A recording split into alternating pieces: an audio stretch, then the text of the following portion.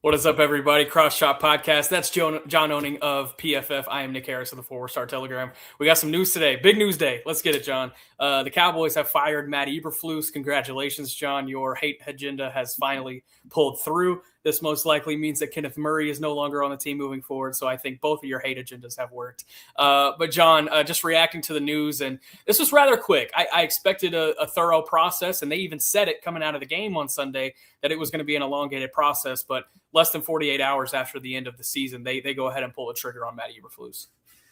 Yeah, to me, the only thing that's really surprising is just the timeline, how quickly they got it done. You know, everybody, I think it was really key in these circumstances because as we've seen, there's going to be a lot of competition for the top defensive coordinator names that are out free this year. So it was very key that the Cowboys get this done quickly so that they can get interviews scheduled and not get left behind like they kind of have in previous coaching searches. So I was very happy. You know, I always hate saying, you know, that I'm happy someone got fired, but he got paid a lot of money. He did. His really bad defense is a big reason why we didn't make more money, you know, doing this. So, yeah, I'm really happy he got laid off, you know, fired, whatever have it be, and I'm excited at the possibilities. I know we're going to talk about all the names in a minute, but I'm really, really happy with a lot of the names that seem to be circulating early in this coaching search, and I just hope that those names do come to fruition.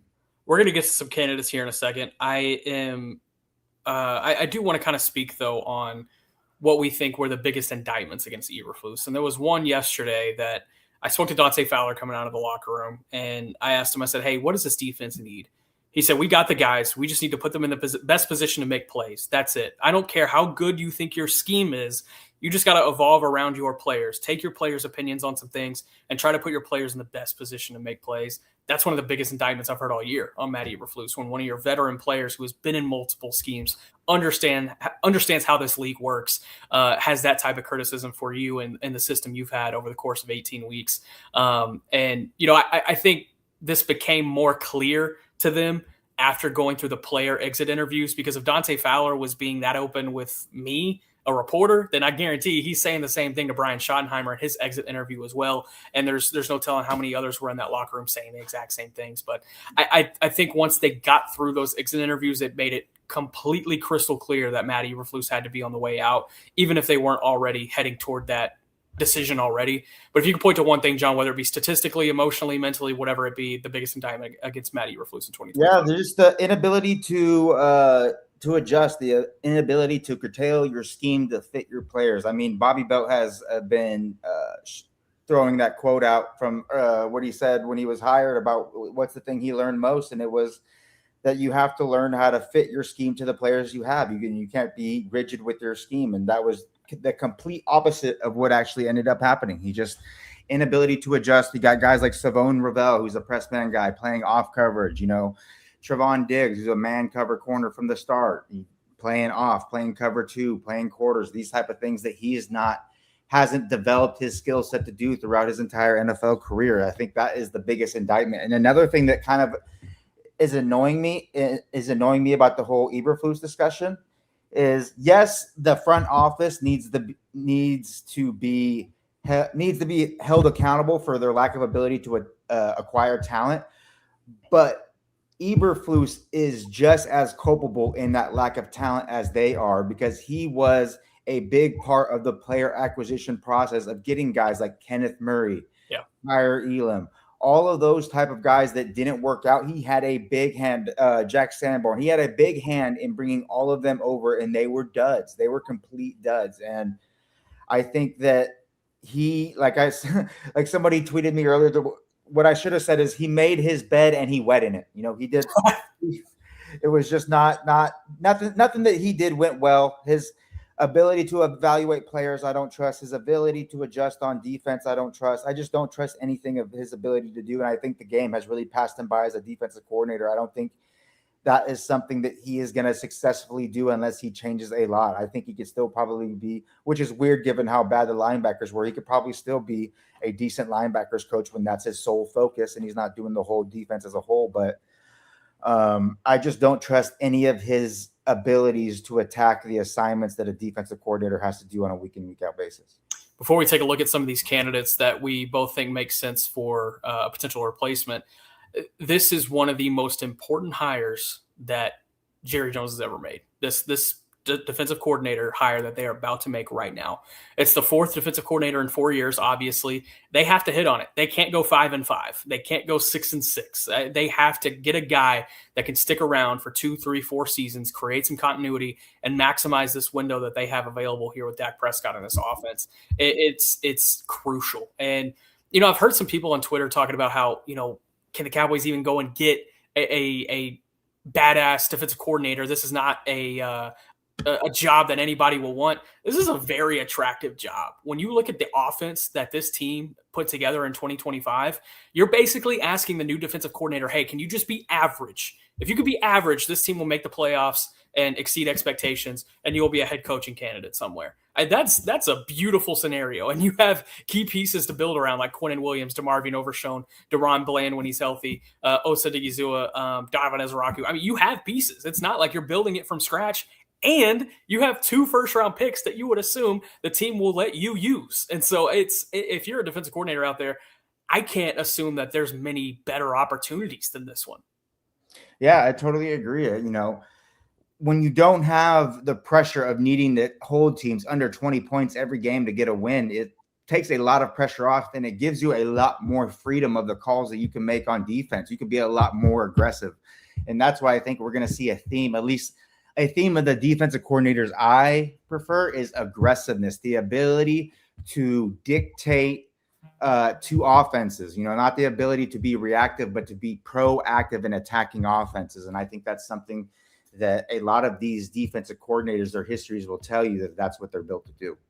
Well, wait no longer, John. Let's dive into some of these candidates, and let's start with up top, Brian Flores. I think that's the name that a lot of people in the Cowboys stratosphere have been talking about, not even today or this week, but over the course of the last few weeks since the Vikings came to town on December 14th and beat the Cowboys. And it was by large part of what Brian Flores was able to institute defensively. He's a heavy pressure guy. He's going to throw disguised coverages, disguised blitz schemes at you, and he's going to force young quarterbacks to have to think on the fly, and specifically against young quarterbacks, he finds a lot of success.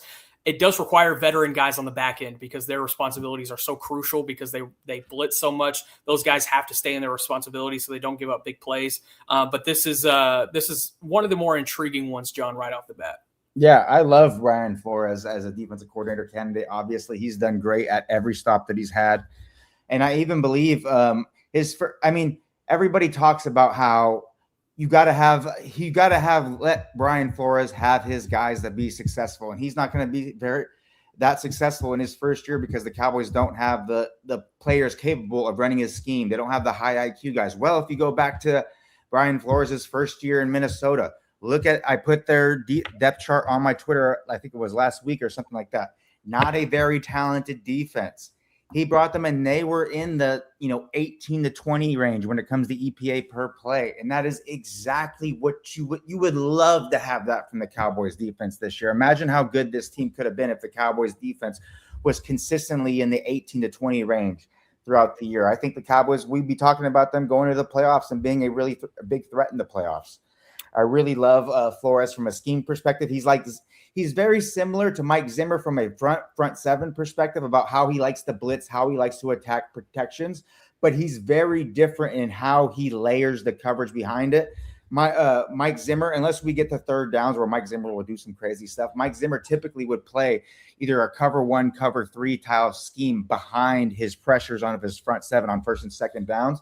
Flores does a really good job of doing those same pressure packages, those same front looks and stuff, but he's layering in cover 2, quarters, 2-man, all of these different looks that can kind of give quarterbacks trouble because they don't know what they're looking at. Late rotations, these everythings. And the thing that allows him to be so successful with those kind of quote unquote exotic coverages behind his pressure place looks is because he's excellent.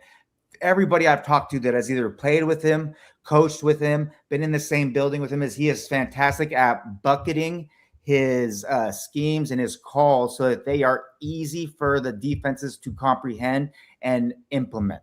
That is a thing that I think, Nick, if you might have heard the same thing, but I heard rumblings throughout the year that Eberflus really struggled at communicating and effectively teaching the way he wanted his defense to be played, whereas Flores is the exact opposite. So people can get caught up on the exoticness of Flores' scheme, but he's also a much better teacher of that scheme, and he does a much better job of getting his players up to speed capably. Yeah, one thing to keep an eye on realistically about Brian Flores, his contract is up with the Minnesota Vikings. They do have an exclusive negotiating window to work with him in. However, I think he's going to be a candidate for a lot of head coaching opportunities as well. He is currently the betting favorite to be the Las Vegas Raiders head coach. Granted, that was before John Harbaugh just got fired, which I think is going to throw a wrench into a lot of different things here moving forward. I would also mention, off that firing, Zach Orr, their defensive coordinator for the Baltimore Ravens, might end up being a guy on this list to watch moving forward. But with Brian Flores, it would take a couple of things for him to even be in the open market. If it's a big if, but if he hits the open market, I'd be shocked if the Dallas Cowboys don't take a big swing at him. I think they would pony up the money to go get a guy like Brian Flores. I think Jerry Jones does understand how big and crucial this hire is, and Brian Flores would be as close to a safe thing as you can get for this hire. Moving on to our next candidate, Jonathan Ganon, and this is a fascinating one as well, because if you factor in the Cowboys have not had a defensive coordinator that has not already been a head coach in the league since 2010. And if you think back to 2010, they had a defensive-minded head coach. And so it is by standard that they have former head coaches be in this role. Jonathan Gannon makes a lot of sense. You see he was a defensive backs coach for the Indianapolis Colts from 2018 to 2020, had experience with Clayton Adams while he was in Indianapolis, and then also had experience with Clayton Adams when obviously he was the head coach for the Arizona Cardinals and Adams was the OC. Has experience in the NFC East with back-to-back top 10 defenses with Philly, made it to the Super Bowl 1 year with them back in 2022. There's a lot to like about Jonathan Gannon. There's the scheme-specific stuff, though, is interesting. Aggressive in pass rush, adaptable to his players, but what exactly does that adaptation look like? John, can you kind of delve a little bit more into what you see from Jonathan Gannon scheme-wise? Yeah, I think Jonathan Gannon is a really interesting name because I really like a lot of the tent poles of his philosophy and his scheme. Unfortunately, the Cardinals have been hammered by injuries the last couple of years. I think there's no team that has lost more games from starters than the Cardinals the last 2 years. I believe Bobby Belt sent me that stat yesterday, and that he was kind of playing behind the eight ball, and that's why the Cardinals defense wasn't really able to play up to snuff. But if you look at the things that he was doing, his adaptability is up front, his ability to adjust, his ability to change the picture, coverage rotations, what he does from a front perspective. From the back end, he does a lot of things like Vic Fangio kind of style. He plays a lot of that kind of the too high safety shells that can rotate down to cover three, or you can play some quarter stuff like that. I think it's interesting. I really like a lot of the stuff there. I like how he sets up his pass rushers to have success. He did a really good job with Josh Sweat this year when Josh Sweat was healthy. He was very productive, very successful, and Gannon did a really good job of putting him in positions to be successful. So I think he's something, it's really intriguing. And I think that the fact that he hasn't had the high-end success is the reason why he might be a little bit behind some of the top names like Flores and some of the other guys we're going to discuss here in a little bit. But the fact that he was a head coach, the fact that in his schemes he does have the ability to adjust between 3 and 4 down stuff, it's very intriguing. So he's one of the guys I need to do a little bit more homework on to get the really minute details of his scheme. But from what I see from a 1,000 foot point of view, I really like just the bones of his scheme. I think it's something that it is pushing the Cowboys defense in the direction that I think they need to go. Is there anything culturally that would be a bit of a concern with Jonathan Gannon? It didn't really always sound like that he was unanimously loved by players in Arizona. Obviously, he had this sideline incident with Emari Demercado earlier this year. Does that factor into your thinking at all? Yeah, and I think that's something that is worrisome, and I think that's something that unfortunately we're not privy to the interview process, and that is something that I think needs to be hammered throughout the interview process. Is how is he going to deal with the different types of personalities and the type of attention that is brought by being a Cowboys defensive coordinator? So it's definitely something that needs to be part of the equation when you think about hiring Ganon for sure. Let's move on to our next guy, Jim Schwartz, another former head coach, and this is probably another. Look at it! Look at that Tinder profile right there, man. Those guns are crazy. Those guns are crazy. He looks like he could rush the passer right now. So Jim Schwartz, let's lay out his current scenario first before we dive into the schematics and things. So Kevin Stefanski has been let go by the Cleveland Browns. The Browns have come out and say that they want to retain Jim Schwartz by all means necessary. So that kind of makes things a little bit difficult as far as the Cowboys maybe making a swing for him. That tells me, A, they are either looking at promoting him to head coach, or B, that they are going to bring in an offensive-minded head coach and keep him as defensive coordinator. If either of those are the case, he won't even get a chance to interview. However, if things do change and he is put on the open market, this is going to be a really, really intriguing one, John. Yeah, for sure. And the thing that I think he does better than anybody maybe on this list is attacking weaknesses and opposing offensive lines without bringing extra blitzers and extra pressure. I don't think it's a coincidence that Myles Garrett is putting up the best production of his career under Jim Schwartz. You know, he's just obviously the best defensive player in the NFL, and Jim Schwartz has just helped him be even better than that, you know, even take another step forward in his time there. He is really good with his pass rush angles. He's really good at attacking weaknesses. He knows how to create pressures with stunts and line games and different timing on everything. When he does bring a blitz, it's usually very successful. He knows when to do it, how to do it, who to attack. If he was hired, I would be really excited about what he means for the front seven. And another thing outside of the defensive line and pressure, one consistent thing throughout all of Jim Schwartz's defenses is he has really good linebacker play. And even if you look at the Browns this year, even when they had to play backup linebackers, they played up to a very competent level. And as we saw with the Cowboys, that is not something that you can just, turn your nose at. That is a skill, and the ability to be able to do that is something that the Cowboys desperately need. I think he is a little bit more vanilla, I would say, from a coverage perspective than some of the other guys on this list. But I just love what he does from a front seven perspective. And I think he would get the Cowboys front seven, as good as anybody on this list. Yeah, scheme-wise, attack style, 4-3 front. Not a lot of blitzing, like you mentioned, John. Man coverage, the rates at man coverage are higher than most in the league. I wonder how that would play into guys like Savone Revel and with Deron Bland as well. Mm-hmm. But moving on to our next candidate, and this one's a fun one, John. We've already talked about him a couple of times here on the show, is Jim Leonhard. Let's go. I want to warn for the Jim Leonhard fans out there, it would be a very uncharacteristic hire for the Dallas Cowboys. He has not been a head coach. Clayton Adams would have been an uncharacteristic offensive coordinator hire. And that's very true, and I'm glad you brought that up. I'm very glad you brought that up.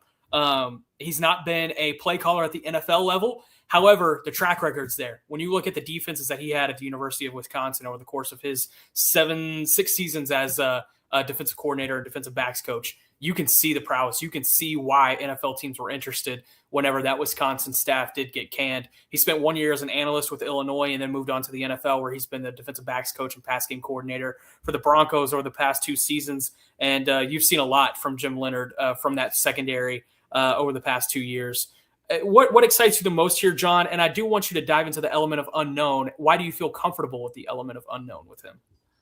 I am comfortable with the element of unknown because even though he hasn't called plays in the NFL, he called plays in college, and he did a fantastic job doing that. And we've seen defensive-minded coaches go from college into the NFL, arguably, in my opinion, maybe the best defensive coach in the NFL right now, Mike Macdonald from the Seattle Seahawks, came from Michigan, went to the Ravens to be a defensive coordinator, then to the Seahawks to be a head coach. And I think Jim Leonhard is right in line with Mike Macdonald on being that type of guy. I think he is the one negative that you could say about Jim Leonhard.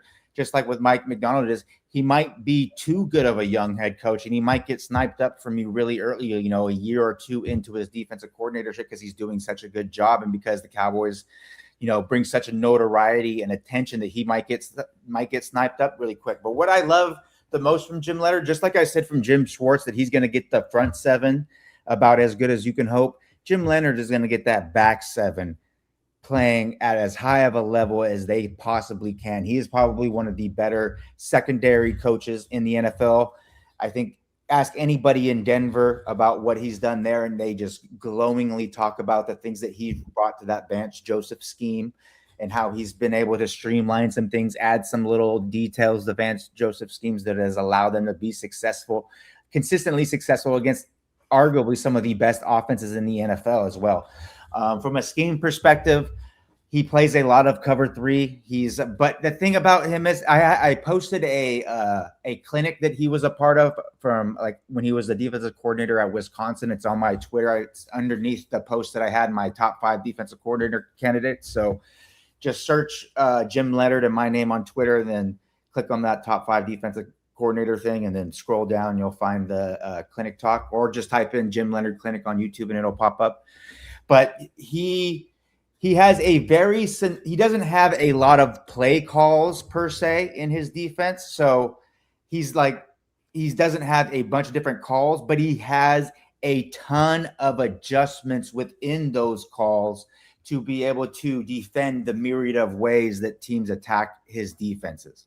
And I think that is something that in the NFL, when you're playing up tempo, when you're playing these quarterbacks that are so good and that do all these type of different things, that when you have all of those adjustments built in, it's going to allow your guys to have the answers on the fly as the game is going on. It makes things a lot easier for you to attack opposing offenses. And that's something that he consistently mentioned in his clinic talk, is he does not want to be reactive to what the offense is doing. He wants to dictate to the offense what they must do. And that's something that I think Mike McDonald does a lot. They do it different. They accomplish it by different ways, but it's the same philosophy. Is with my personnel, my play calls, I'm going to call it a certain way. And I know that you are going to attack those calls in a certain way. So I'm going to have these built-in adjustments that are going to be able to defend the way that you're going to want to attack my defensive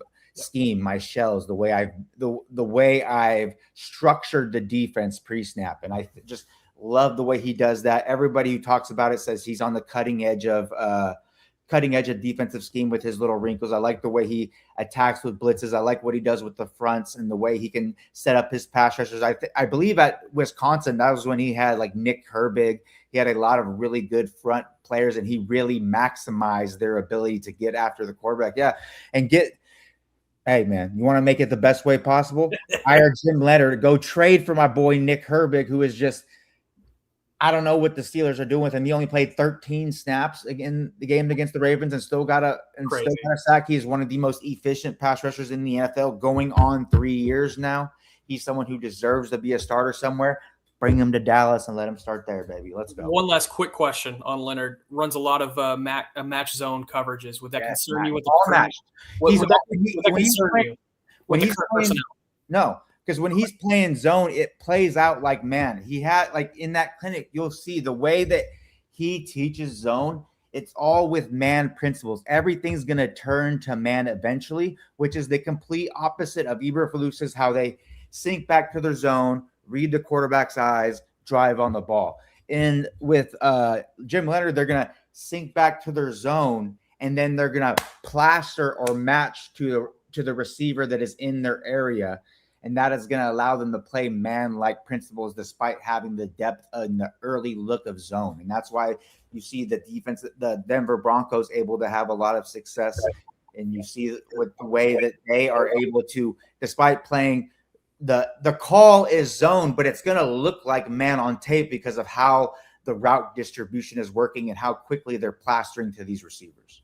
A good point here from Trevor D. And I have to hope the timing of the Eberflus firing means that they at least want to talk to Jim Leonhard this week. Correct. He can begin virtual interviews starting tomorrow. But they would have to get it in this week because Denver is the 1 seed. They only have 1 week of a break, and then they're going into their playoff run. So that one would have to happen quick and pretty swiftly to get an interview done.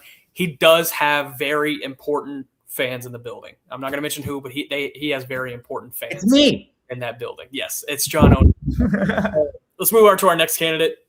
And to be completely honest, this is the only one on this list that I don't know as much about, but John does. John, go ahead and dive into me on pause. Whoa. Dive into this on Karl Scott. Karl Scott, the defensive backs coach and passing game coordinator for the Seahawks.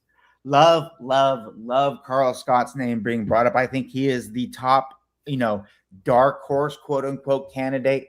He is one of the best defensive back coaches in the entire NFL. He's done a fantastic job at all of his stops. He is a Saban disciple. You can go on YouTube right now and watch him give dissertations on Saban coverage principles of cover 8, cover 7, I believe. And I think he might have a cover 3 on there, but I might be getting that part mixed up. But I know he has cover 7 and cover 8 clinic talks on YouTube.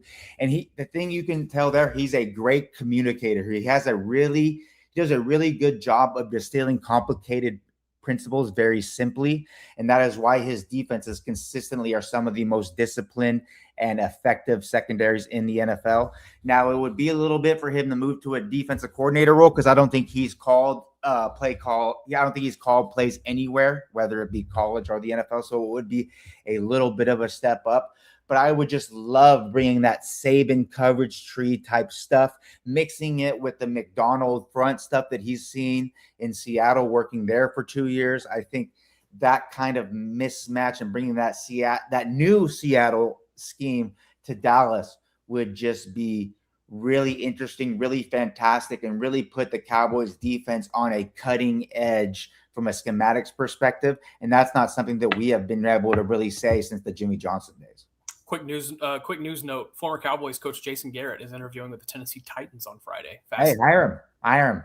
That's fascinating. Karl Scott. One last thing. Jason Garrett thing. He shouldn't be getting head coaching things. He should be getting general manager interviews, in my opinion, more, because I think the thing he did best when he was with the Cowboys was evaluate talent. But sorry, keep going. No, you're good. Trevor asked, he played New York while Shotty was there. He's talking about Jim Leonhard. Yes, for 3 seasons they played together. So that's kind of the tie-in there, I guess, if you will. There was another question here that I wanted to get to now. Smalls HD, Nick, is this a personal list or are these names you've heard through the grapevine? A mix of both. This is a mix of both. And I'll kind of classify them as we go along. Names I can tell you right off the bat that have been heard through the grapevine: Jonathan Ganon, Brian Flores, Jim Leonhard, Jeff Ulbrich, which we'll get to Ulbrich here later on. Let's go ahead and move on to our next candidate that we're going to walk through, Raheem Morris. And I hesitated to put him on this list, but I'm going ahead and doing it. There's one guy in Atlanta that I really want to focus on, but I feel like you have to at least address Raheem Morris because he was the head coach in that whole entire outfit. Raheem Morris as a whole, John, what didn't go right in Atlanta? What could work? What could not work? I think he's really interesting. I like a lot of the things he did from a defensive perspective in Atlanta. They finally got a pass rush there, and you saw their defense, operate as a fringe top 10 unit this year, and they did a lot of really good things. I think Morris is really underrated as a defensive mind, and I think the thing he does best is getting buy-in from the players. He's a really good he's kind of a players coach in the same way Dan Quinn is. He's good at getting the buy-in. The players are going to love him. They're going to run through a wall for him, I think, especially defensive players. So I really like that. I really like his ability to change. And this is something that we'll talk about all these Falcons guys with Ulbrich and Rutenberg, is they do a really interesting stuff. I'm going to say this kind of colloquially so that fans can understand, but this isn't like 100% correct, is he does 3-4 and 4-3 things from time to time. And what I mean by that is he'll play attack front in some situations and he'll play reactive fronts in certain situations. And I think for an example, for someone like Quinnen Williams, we have seen that when he's playing in attack fronts with Aaron White-Cotton, he is arguably the best pass rushing defensive tackle not named Chris Jones in the NFL. He did that consistently when he was with Aaron White-Cotton in New York, and then when he was brought to the Cowboys, he was he was probably the best pass rushing defensive tackle in the NFL with the Cowboys. But when he had to play a reactive front when Aaron White-Cotton left, we saw that he was arguably the best run defending defensive tackle in the NFL. So I think bringing someone like Morris or Rutenberg or Ulbrich, who combine those two and will use them depending on the situation, could enable you to maximize the effectiveness of someone like Quinnen Williams, because in certain situations he's going to be playing attack front, and that's going to allow him to get after the passer and be really successful. Then in run situations, he can play a little bit more of a reactive front. He'll get more in that frog stance, get his butt a little bit lower, get his head up so that he can take those 45-degree steps a lot better. And then he could be more successful as a run defending defensive tackle and kind of get both of his apexes from a run and pass perspective and kind of combine them into one by the way the defense is called. So that is an aspect of Morris, Ulbrich, and Rutenberg that really would excite me if one of them was hired. Yeah, and this staff, this ownership group obviously loved what Dan Quinn brought in his 3 years as defensive coordinator. Raheem Morris is a direct disciple here of Dan Quinn, and it would make a lot of sense based on his resume versus Dan Quinn's. Let's move on to the next guy in Atlanta. We're going to stick with Atlanta here for a few guys here. Mike Rutenberg, their defensive pass game coordinator, comes by way of the New York Jets, where he was the linebackers coach, helped turn Quincy Williams, the brother of Quinnen, into a first-team All-Pro. Had a lot of success with the New York Jets before moving on to be the pass game coordinator this season with the Falcons. And the pass game for the Falcons was decent. It was solid. And this is probably the only one on this list that is about as unknown from a scheme perspective as you can find. But if you were kind of putting him in the box of the guys that he has coached with, then I think you can kind of get a healthy understanding of what he would bring. Yeah, another very intriguing name, and I would be excited for him for a lot of the similar reasons that I would be excited about Morris. I think he's a really effective communicator. I think if you, again, go on YouTube, type in his name in clinic, and you'll see some clinic talks with him. Very interesting. I like the way he communicates his defenses and how he teaches technical details and stuff like that. I think he would, if your idea is you want to get the linebackers were the biggest problem with the Cowboys defense this past season, then hiring someone like Rutenberg, who has that specialty in fixing the second level of your defense, could be someone that's a really intriguing name. Now, I don't think he's as good of a name as, say, a Karl Scott would be if you're hiring someone who's never called plays before. But I think what'd you say? Or Jim Leonhard. Yeah, or Jim Leonhard. But I think that I like where he's coming from. He's one of those young, up-and-coming names. He's going to become a defensive coordinator probably in the next couple of years from somewhere. And maybe it will be Dallas. But, I would be excited about him for very similar reasons, like I said, with Morris. I don't think Mike Rutenberg will be a defensive coordinator next year. However, I think whatever team ends up landing our next guy, and we can move on to him, Jeff Ulbrich, I think could make a lot of sense to have Rutenberg on staff as defensive pass game coordinator, similar to how they just did in Atlanta. Now, Jeff Ulbrich, I think, is a very fascinating one here to talk about when it comes to the Dallas Cowboys. Not only the experience that he had with Dan Quinn, but also the experience in New York, where he helped turn Quinnen Williams into a 3-time Pro Bowl player. Helped Quincy Williams be an All-Pro. Helped draft the Defensive Rookie of the Year and Sauce Gardner. There's a lot to like about Jeff Ulbrich, and the staff ties here that would help bring Aaron White-Cotton back for another season under this staff would be pretty seamless. Now, his scheme-wise, I think, would also pretty much match. It's an attack-style man coverage. You need experienced pass rushers. I will say that. You would like to go get another veteran outside of Clowney to help dictate that. But I think Ulbrich is a very fascinating name in this entire conversation. I think one of two of the most fascinating, in my opinion. Yeah, and I think if you want someone that's a little bit more of a hard ass, quote unquote, he is someone who would be a really good name. And like I said, with Morris and Ruden, it's similar reasons because they all come from the same scheme these previous seasons, and that's what these past couple seasons, and that's what I have used to base my thoughts on their scheme and their process. So really like the way he mixes between 3 and 4 down looks, attack and reactive fronts, I think is really interesting. I think he's a good communicator. I really think he's good with the talent acquisition part of it. I think, the fact that the Falcons were able to grab 2 pass rushers, I think that is in no short measure to someone like Ulbrich and his voice in the draft process, things like that. I think he would be a very intriguing name, and he's someone who I think deserves a lot of consideration for sure. And I like that fact he's man coverage. He's a little bit less exotic than the Jim Leonhards, the Brian Floreses, those type of guys, but he can still find and have a lot of good success. So I think he's someone who would be a very intriguing name for a defensive coordinator. And he's someone who I would definitely prefer over Rutenberg. And like you said, if you can get Ulbrich, you can get Rutenberg too, probably. So that is a very intriguing proposition for me. I'm glad you brought up the 2 first-round picks that they made last year in Atlanta, Jalen Walker and James Pierce Jr., and both of those guys hit for them. And I think that would be a great thing to bring to the table if you're Jeff Ulbrich in an interview, being like, hey, you need me to make 2 first-round picks this year? Look what I did last year. And that worked out great. And it brought Atlanta's defense, who was completely dormant in the pass rush in 2024, right back to life in 2025 by way of those 2 guys and the help of a couple of others. But Jeff Ulbrich's scheme definitely as well. Ulbrich's a fascinating one. You mentioned hard ass, and speaking of hard ass, probably the premier hard ass on this entire list, Wink Martindale. I had to throw him on here just because I love Wink's vibe. And this is not a grapevine one. This is hey, this guy has experience and coached in the division, and I just feel like talking about him. Wink Martindale, I know you're not a fan, John. Explain why. I just think, we want aggressiveness, but he pushes too far into the aggressiveness. We talked about how Flores will bring a lot of pressure and play like different coverages behind it.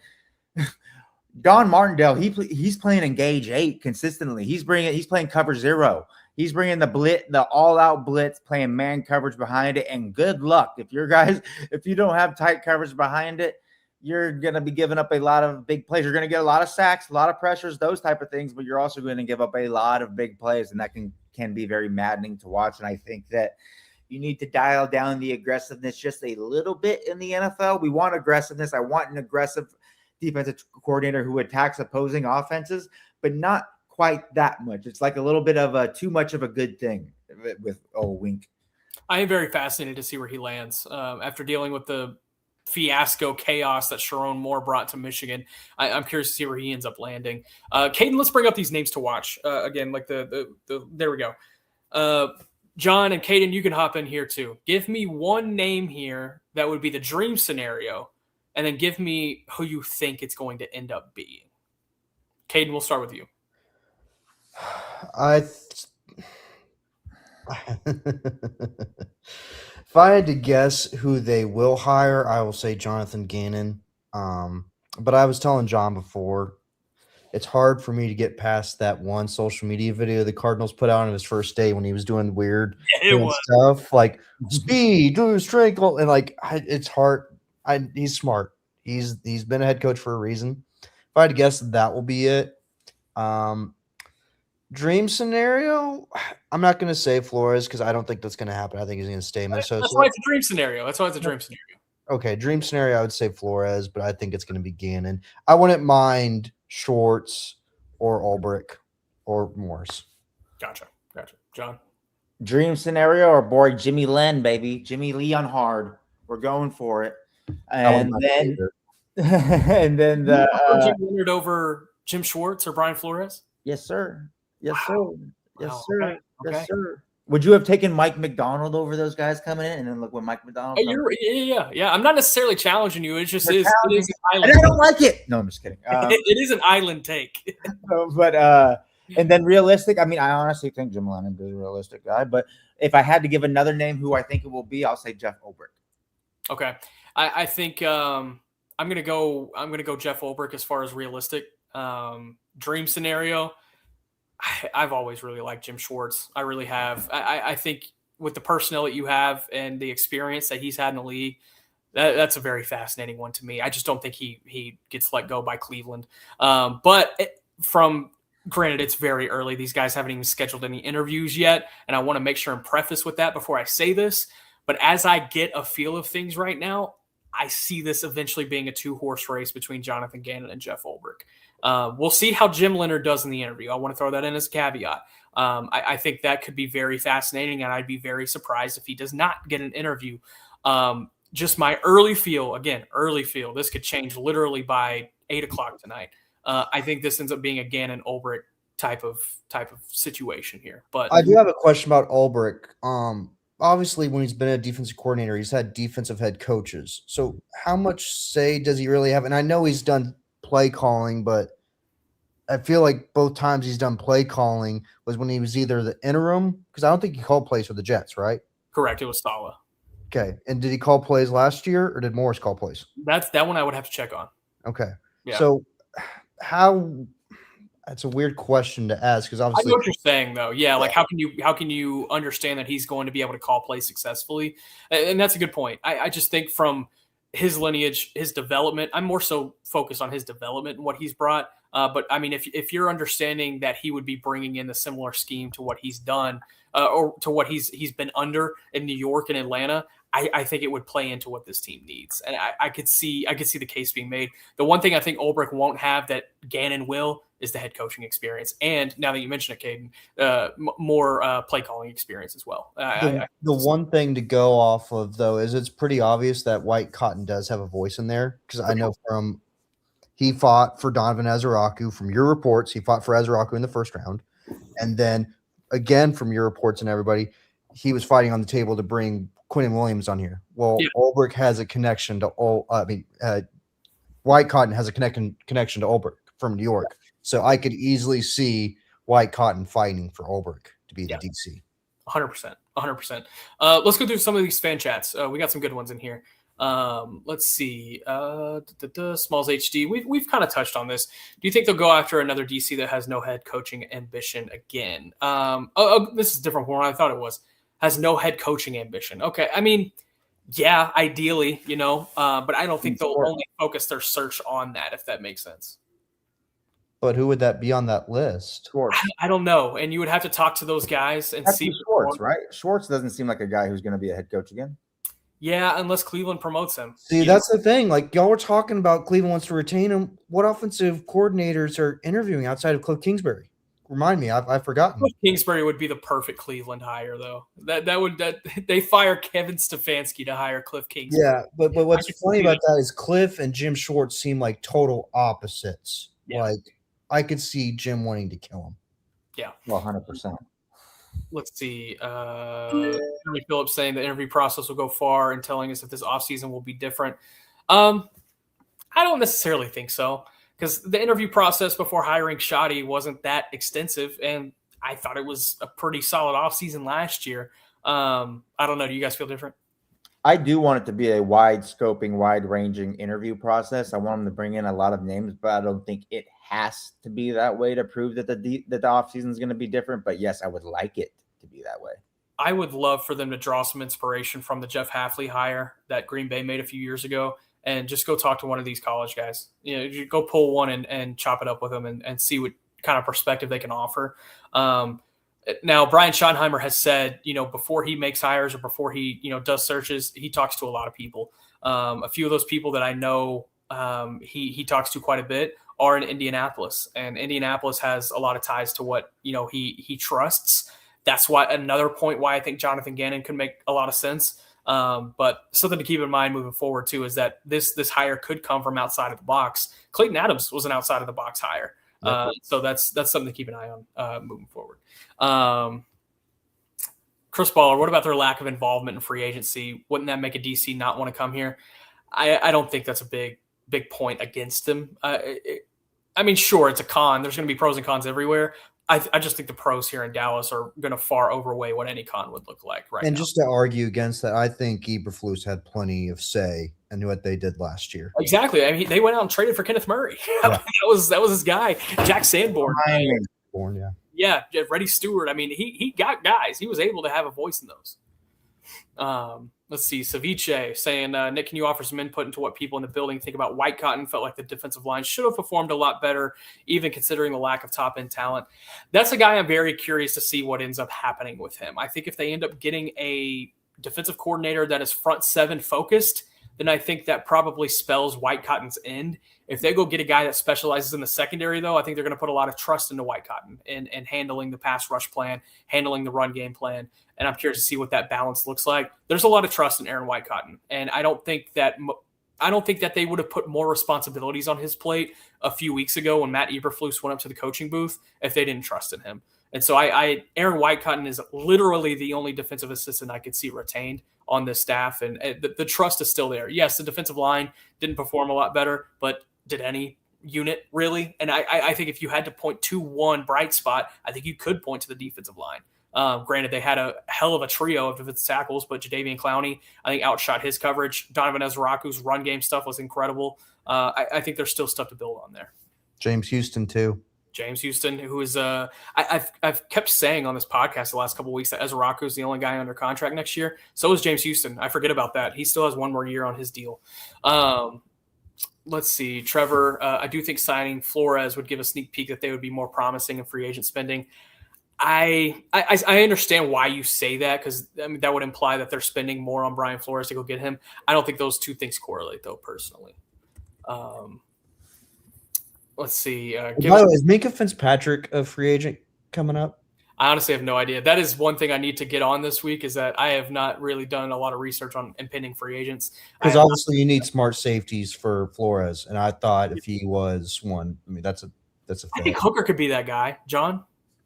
Yeah, I think it is. I think Hooker gets a lot more guff than he deserves, to be honest. I think that he's someone who could be – I don't think he's like, quote-unquote, a difference-making safety, but I think he's someone who is – he's solid. He does his job for the most part. And when you have a defense like the Cowboys that needs so much talent infusion, you have to pick and choose what spots you're going to improve, and because you can't improve everything in one offseason. I think keeping Malik Hooker would allow you to attack those other spots a little bit more aggressively. Here's a name, Todd Bowles. If he's fired from Tampa Bay, how do you feel, John? They're keeping him, I'm pretty sure. Didn't they say? Did they say that? Did they come out and say that? Said that? Yeah, I'm pretty sure. But that is the name that when people have asked, I have done like zero research, so I don't know much. So I'm sorry to say that. I don't want to make it up like, oh yeah, Todd Bowles plays cover 2 and he's really good. But no, yeah, I don't. Okay, so Todd Bowles went on they asked him about it, and he basically threw out his resume saying he won the Division 3 years in a row, and he feels like he deserves to stay. So he said he's staying. I don't know if that means he actually is or not. Let's see. Going through, got some good stuff. Trevor D, if Jim Leonhard is good enough to get hired elsewhere after being here, that means he had defensive and likely team success. I'll take it. That's an interesting proposition. Let me throw this at you, John. You hire Jim Leonhard, but it's only a 1-year deal because he gets a head coaching job somewhere. Are you okay with that? 100%, because I think it pushes the defense in the right direction. And if that happens, you're more than likely probably going to hire someone within to continue going in that direction. And I would love the Cowboys to continue moving in that direction. I think that would get the ball rolling, like I said, in the right direction for the Cowboys defense from a schematic perspective. But at the same time, to argue against it, name a guy that's been a coordinator for 1 year and then got head coaching the next year? Isn't that Mike McDonald? Did Mike McDonald do that? Was he 1 year or 2 years over at Baltimore? I wouldn't be able to tell you, honestly. It wasn't long. I do know that. It wasn't long at all. But that's a fascinating one. Another one is Aiden Dirty. I know that name's been thrown around a little bit. Wouldn't surprise me if he gets an interview. That would be another one that would have to happen 2 years. Aiden Dirty would have to be another one that has to happen this week because the Seahawks have the 1 seed, and he would not be able to interview after this week. So Aiden Dirty could potentially be an early name you see get an interview. I think that would be a fascinating one. Also would fulfill a Rooney Rule requirement. Sucks that we have to talk about it, but it is part of it. I don't think he would be a box checker, though. I think he would be a guy that certainly would come in and they would look at as a legitimate candidate. His son still works in the building as a area scout, so definitely one to keep an eye on. Actually, Nick, I got one for you. For Leonhard, obviously Vance Joseph, I think he's already set up for 3 or 4 interviews. Like, how long, if they make a run all the way to the Super Bowl, at what time period would they have to be like knowing Vance is going to go or not, and waiting to Leonhard? If Leonhard's their top choice, how long can you wait on that? That's a fascinating one too. That is a very much a part of this, is that the Broncos could just elevate him to defensive coordinator. He's their associate head coach, so they put a lot of trust in him. I think that's a great point to make. Let's see, does Jerry and Dallas have to make a decision on DC very soon, like tomorrow? Seems like competitions for DCs are increasing. No, I don't think every team is going to go through the process here. And if they interview a guy, it is as much of them interviewing the candidates as it is the candidates interviewing the Cowboys, if that makes sense. So it's like if they bring in, let's say Brian Flores hits the market and they bring in Brian Flores, if Brian Flores interviews with 10 teams, it's obviously going to take a little bit. That's more Brian Flores interviewing those 10 teams than those 10 teams interviewing Brian Flores. So I don't think time is of the essence. Don't get me wrong. But I think I don't think it's going to be a huge factor as far as getting it done like this week. I do think it happened. I was asked today, do I think a hire happens before conference championship weekend? I think absolutely. It does. Let's see. Don Papadopoulos saying Harbaugh to the Giants. You heard it here first. That would be very fascinating. Awesome. Jeremy Phillips, is Quincy Williams a free agent this year? He is. And so that would be a guy that if you hired Jeff Ulbrich and brought him in and you bring in Mike Rutenberg as defensive passing coordinator, you already have Aaron Wycott in place. You have Quinnen Williams in place. That guy makes a lot of sense to plug in and be your communicator in the middle.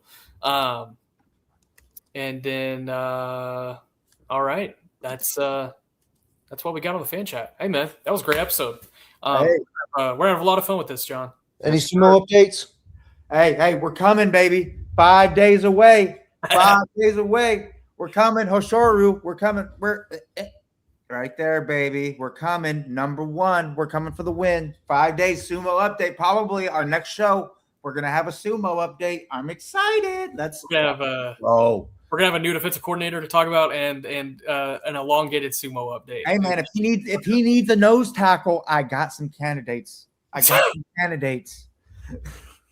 100%. Hey, Caden, appreciate you setting this all up. Obviously took some time to get some of these graphics made. We're about to have some fun, guys. Before you get off this, I need to bring everybody's attention to Nick cheating on us. Goddamn it, on the goddamn draft show. Make sure you guys go watch him cheat on us. Yes, consistently. He did great work over there. Him, Vach, Bobby, everybody over there, Kyle, everybody, Tommy, everybody was fantastic. Really great first show. Really looking forward to what you guys are going to do throughout the year. But don't forget, guys, we're going to be over here doing fun draft stuff. And I guarantee you on that draft show, they won't have someone yelling at everybody about arm length like we will over here. I promise you. I promise you. You will be there in spirit when the arm length conversations do happen. Oh, you guys already talked about it, and I wanted to call in and yell at you guys. I wanted to be like, hey, this is not right. I wanted to bring out Leslie, so we can demonstrate arm length, one arm versus two arm length, all these different types of things. I got plans, guys. I got plans. Yes. We are attacking the arm length sycophants this year, and we are going to destroy them like we destroyed the D-Law haters in 2022. Okay? Yes. Come in. Yes. Ruben Bane's going to be a lot of fun to talk about with John, isn't it? We're going to have a lot of draft discussions on here. I'm super excited about that too. We're going to start breaking down some players here in a couple of weeks. Let's get through this defensive coordinator hire, and man, we're gonna have some fun. It's going to be a lot of fun around here. But John, appreciate you, man. Caden, thank you for setting it up. Everybody, happy belated birthday to Nick, by the way. Sir, happy belated, our guy. Appreciate that. Everyone, appreciate y'all watching. And, we'll be back when we have some updates for this defensive coordinator search. Be sure to tune into the press conference tomorrow. There's going to be some interesting things that come out of that, I would assume. And, we might have a special teams coordinator search to potentially go through as well. It's not as fun. But keep an eye on it. Hey, man, Harbaugh wants to coach special teams. We got a special teams for him. We got it. Yeah, he's going to get a head coaching job, no doubt. Been keeping it warm for you, my guy. We got you. All right, Fossil. Good work. Good work. That Tennessee staff could get gutted. That could be very fascinating. But appreciate you guys, and we'll see y'all next time.